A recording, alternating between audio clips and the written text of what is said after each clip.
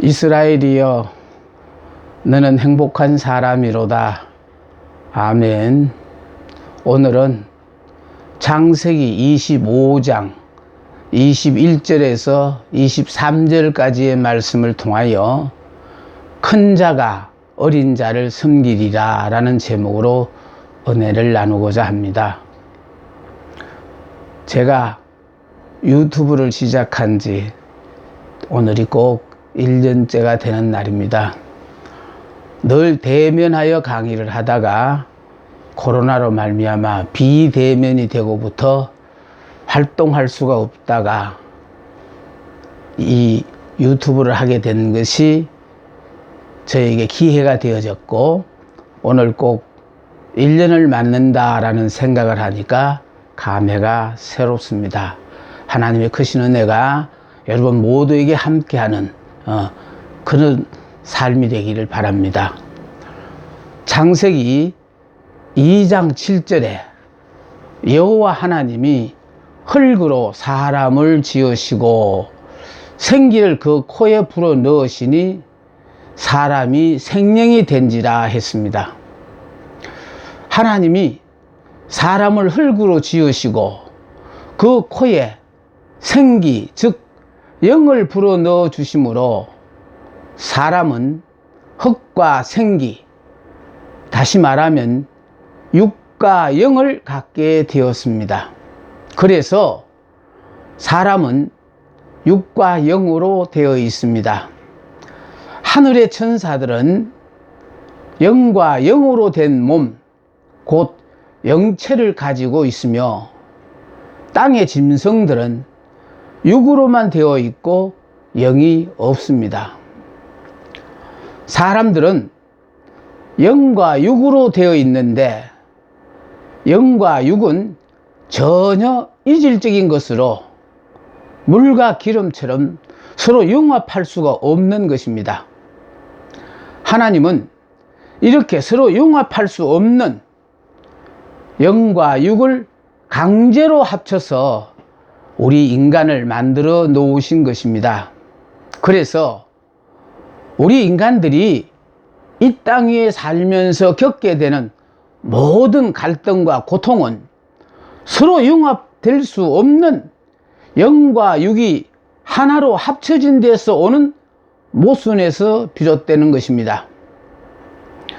하늘의 천사들은 영으로만 되어 있기 때문에 아무 갈등이 없으며, 땅의 짐승들도 아무런 갈등이 없습니다. 왜냐하면은 그들은 단지 본능이 지시하는 대로 그 지시에 따라 살아가면 되는 것이지만, 사람은 그렇지가 않습니다.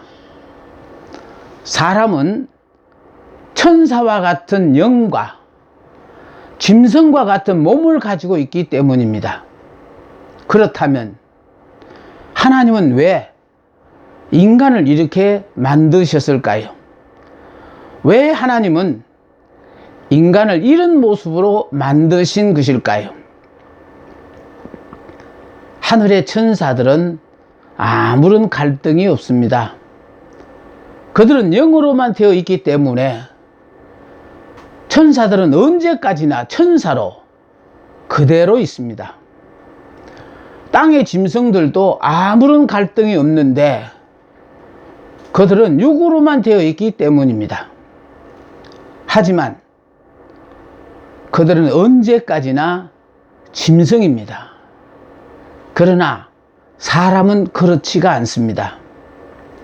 사람은 성장하면서 계속하여 변화되어야 할 존재이기 때문입니다. 하나님은 에덴 동산 안에서 영으로 사는 아담에게 이르시되, 동산 각종 나무의 열매는 네가 임의로 먹되 선악을 알게 하는 나무의 열매는 먹지 말라. 네가 먹는 날에는 반드시 죽으리라고 하셨습니다.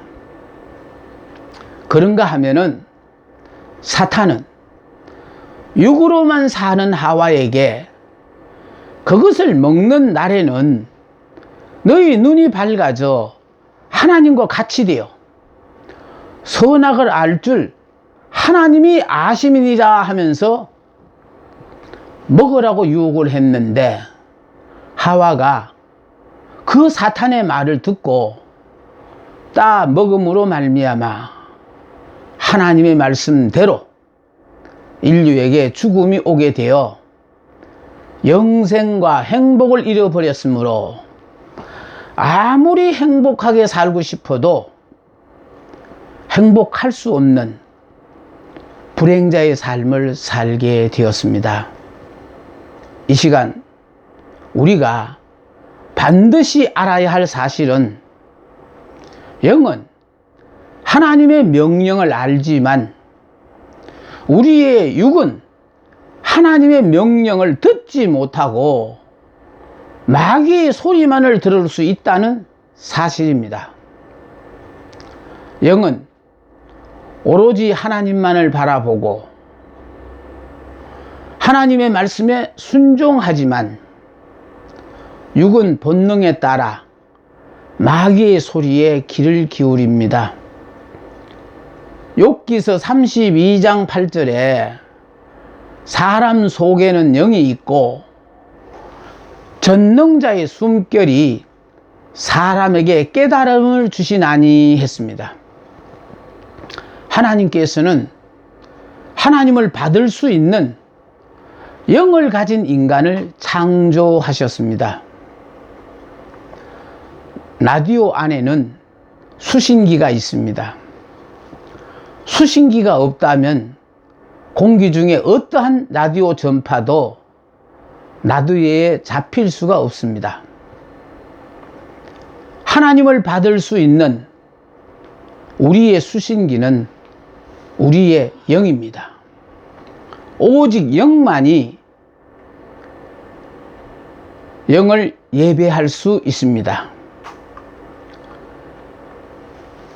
그래서 요한복음 4장 24절에 하나님은 영이시니 예배하는 자가 영과 진리로 예배할지니 했습니다.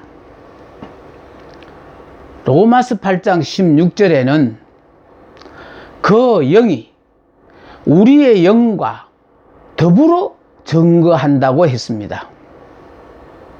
주목해야 할 일은 그 영이 우리의 영과 더불어 증거한다. 이것은 우리가 예수를 믿을 때에 하나님의 영이 우리의 영 안에 들어온다는 뜻입니다.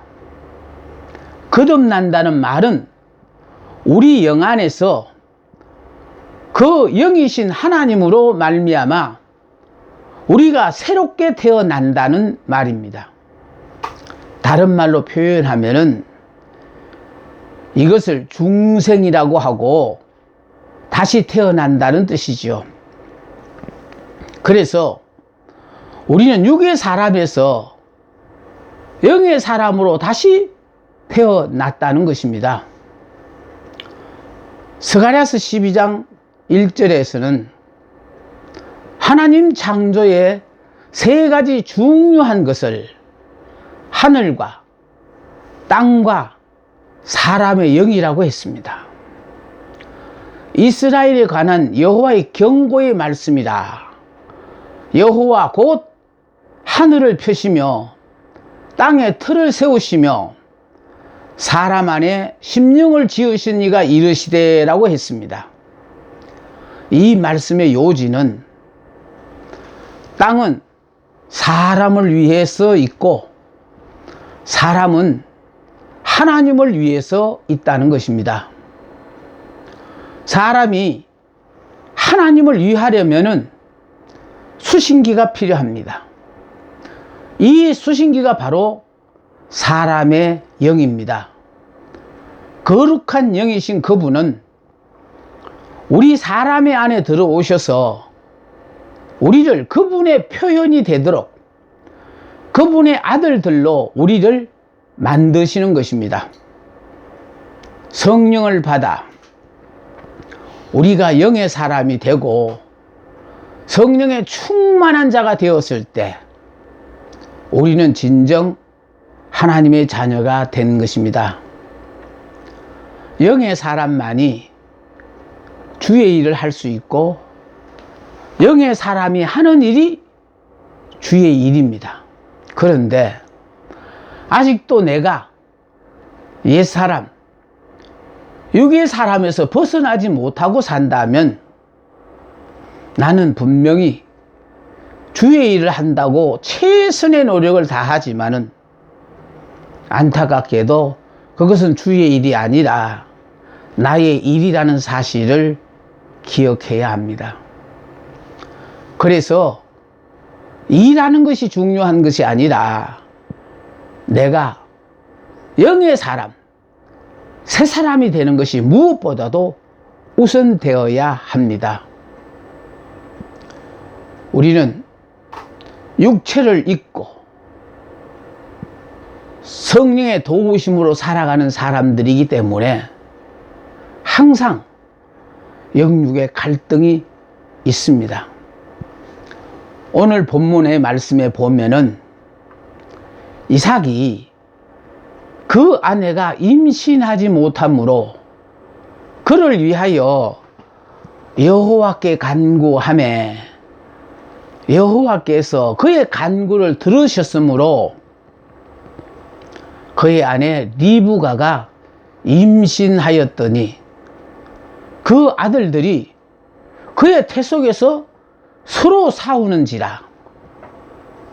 그가 이르되 이럴 경우에는 내가 어찌할꼬 하고 가서 여호와께 묻자온데 여호와께서 그에게 이르시되 두 국민이 네 태중에 있구나.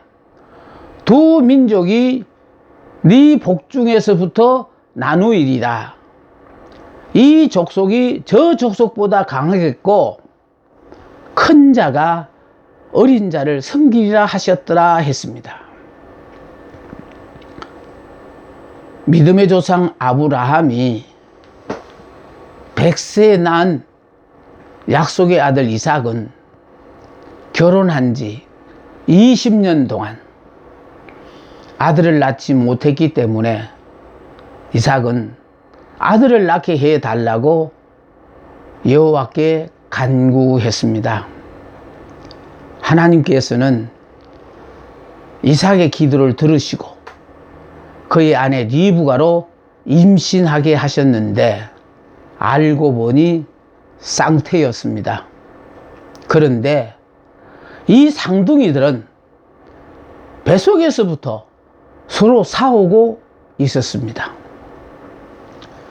쌍둥이가 주는 영적 의미가 있습니다. 두 민족이 태중에 있구나. 하나님의 백성과 땅의 백성이 한 뱃속에 들어 있구나.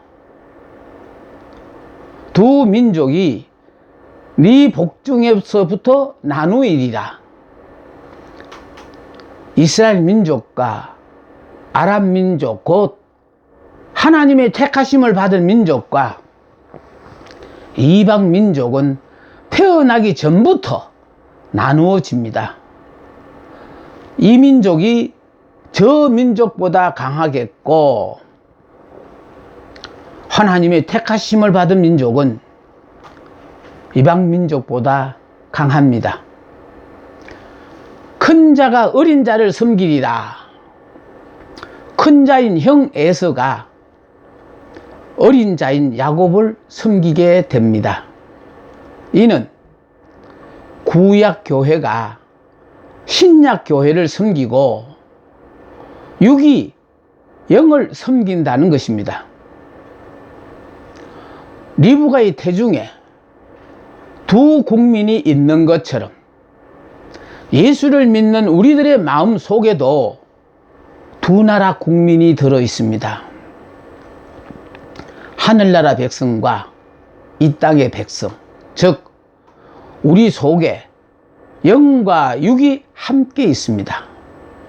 그리고 리브가의 뱃속에서 그 두 국민이 서로 싸우는 것처럼 우리 안에서도 이 둘이 서로 싸우고 있는 것입니다. 리브가의 뱃속에서 두 국민, 두 민족이 서로 싸우는 것처럼 이 세상에도 천사와 사탄, 영과 육, 하나님의 백성과 땅의 백성이 서로 싸우고 있는 것입니다. 처음에는 땅의 백성이 육이 영을 이기는 것처럼 보입니다. 즉 예수가 먼저 태어나서 형이 되었지만 야곱이 장자의 축복을 받았듯이 하나님의 백성이 마지막 승리를 거두게 됩니다. 창세기 46장에 보면은 야곱은 흉년을 피해서 자기의 권속들을 이끌고 애굽으로 내려갑니다. 이로 인해 이스라엘 자손들은 애굽 땅에서 400년 동안 노예 생활을 하게 됩니다. 애굽에서의 이스라엘 자손들은 하나님의 택하심을 받은 백성이라 거룩한 신분과 이방 나라 애굽의 노예라는 가장 천한 신분을 함께 갖게 된 것입니다. 요셉을 아는 바로 왕이 애굽을 통치하는 동안에는 야곱과 그의 가족들은 총리 대신의 가족으로 특별한 대우를 받으며 계속되는 기근의 위기에서도 무사히 넘어갔고 편안하게 살 수가 있었습니다. 그래서 흉년이 지난 후에도 그들은 고향 땅인 가나안으로 돌아갈 생각을 하지 않았으나 요셉을 아는 바로 왕이 죽고 난 다음 요셉을 모르는 다른 바로 왕은 이스라엘 자손들을 미워하고 그들을 노예로 만들어 버리고 만 것입니다. 만일 이스라엘 자손들이 애굽 땅에서 노예가 되지 않았다고 한다면, 그래서 그들이 계속 애굽 땅에서 자유민의 생활을 했다고 한다면 아마도 그들은 애굽 민족과 동화되고 이스라엘 민족은 없어지고 말았을 것입니다. 그래서 하나님은 이런 상황이 벌어지기 전에 먼저 그들을 애굽의 노예로 만든 것입니다. 이스라엘 백성들은 애굽에서 가장 천한 노예였기 때문에, 그래서 애굽 사람들이 이스라엘 백성들을 천시하여 이스라엘 자손들과 통혼을 하지 않았기 때문에 그들은 하나님의 선민으로서의 민족적 순수성을 유지할 수가 있었습니다. 그리고 노예의 고통이 더 이상 견딜 수 없을 정도로 힘들었기 때문에 그들은 하나님 앞에 부르짖게 되었고, 그리고 그 고통에서 벗어나고자 하는 노력이 그들로 하여금 출애굽의 새 역사를 하게 만든 것입니다. 우리는 여기서 생각해 봐야 할 것이 있습니다. 만약에 야곱과 그의 가족들이 기근으로 인하여 애굽으로 내려가지 않았다고 한다면 에서 및 이스마엘 자손들과 혼혈이 되어 야곱의 자손들이 다 아람 민족이 되고 말았을 것이라는 사실입니다. 이스라엘 민족들은 애굽 안으로 들어가서 비로소 이스라엘 민족으로 자라게 된 것입니다. 하나님의 선민이 죄악 세상인 애굽에 들어가서 그들의 노예가 됩니다. 그러므로 자유민이 되어 출애굽을 할 때까지의 노예로서의 고통은 하나님의 선민으로 자라게 하는 하나님의 의도된 고통이었습니다. 산모의 배가 만삭이 될 때까지 아이는 이 세상에 태어날 수가 없고 십자가의 죽음 없이는 부활의 기쁨은 있을 수가 없습니다. 리브가의 뱃속에 두 민족이 있는 것처럼 애굽 나라 속에 두 민족이 살고 있습니다. 애굽 민족과 이스라엘 민족입니다.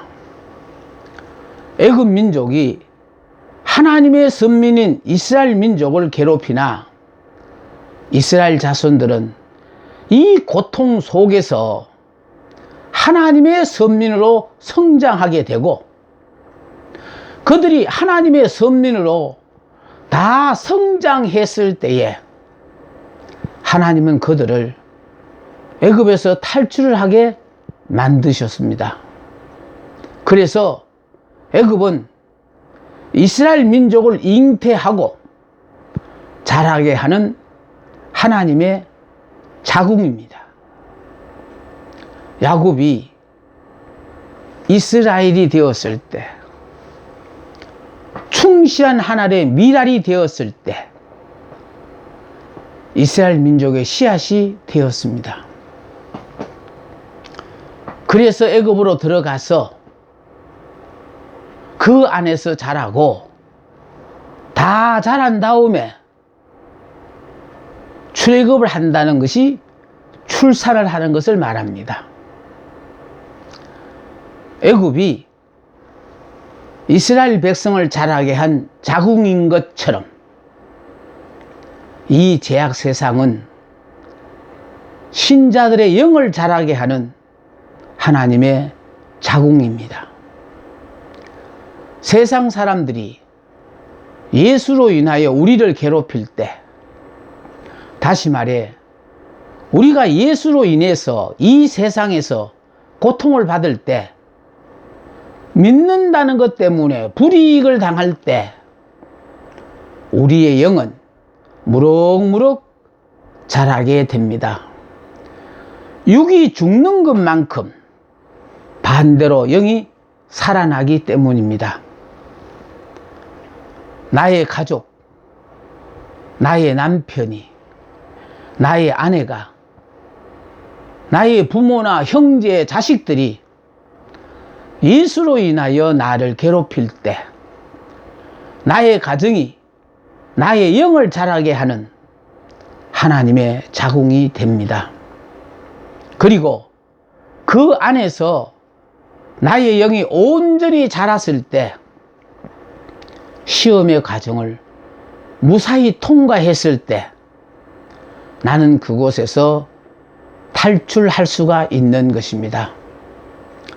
애굽에서의 탈출, 즉 출애굽은 땅에서 태어난 자가 하늘에 속한 자가 되는 것입니다. 하나님은 사람을 육과 영으로 만드셨습니다. 그러므로 우리 안에는 두 민족, 육과 영이 싸우고 있습니다. 하나님은 말씀하셨습니다. 큰 자가 어린 자를 섬기리라. 이 말씀은 나의 육이 나의 영을 섬겨야 한다는 말입니다. 그러기 위해서는 나의 영이 나의 육을 눌러 굴종시켜야 합니다. 나의 영이 나의 육을 굴종시키려고, 그래서 나의 육이 나의 영을 섬기게 되었을 때 나의 영이 나의 육의 주인이 되었을 때 나는 땅에 속한 자, 육에 속한 자에서 하늘에 속한 자, 영에 속한 자가 되는 것입니다. 하나님은 이를 위해서 우리를 육과 영으로 만드신 것입니다. 나의 영이 잠을 자고 있을 때는 나의 육이 나의 주인이 됩니다. 모든 행위가 육의 명령을 따라 됩니다. 육의 즐거움을 위하여 삽니다. 영이 잠을 자고 있기 때문에 육의 지배를 받고 있으면서도 영은 전혀 고통을 느끼지 못합니다. 영적으로 죽은 자입니다. 그래서 땅에 속한 자입니다. 영이 눈을 뜨고 조금씩 자라고 있을 때는 육에게 억압을 당하게 되면 영은 억압을 당하는 만큼 고통을 느끼지만 아직 육을 이길 힘이 부족해서 육에게 지배를 당하고 있는 것입니다.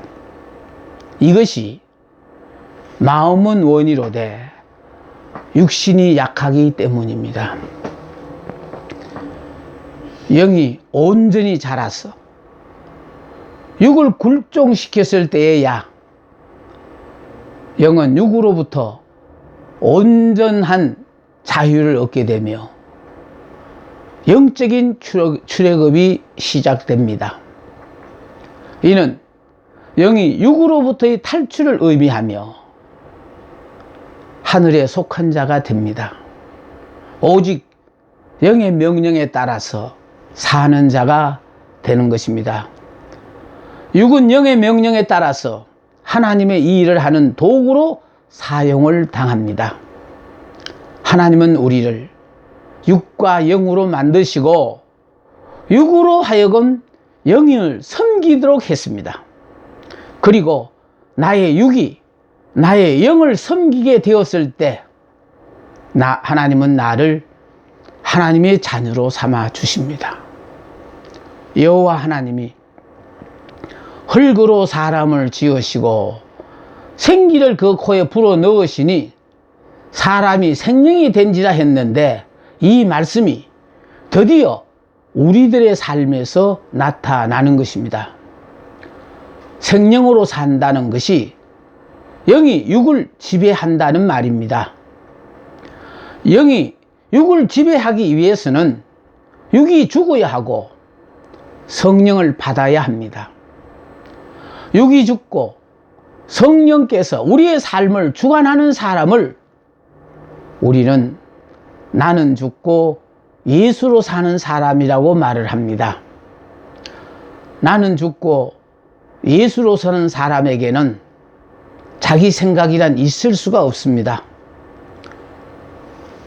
주어진 환경에 무조건 순응하고 주신 말씀에 무조건 순종하며 자족하며 감사하며 살다가 보면 내가 바라고 원하는 삶이 아니라 하나님이 나를 통하여 이 땅에 이루시고자 하는 하나님의 역사를 나타내는 것입니다. 이렇게 사는 사람을 우리는 큰 자가 어린 자를 섬기라는 약속의 말씀을 직접 삶을 통해서 보여주는 사람이 되는 것입니다. 감사합니다.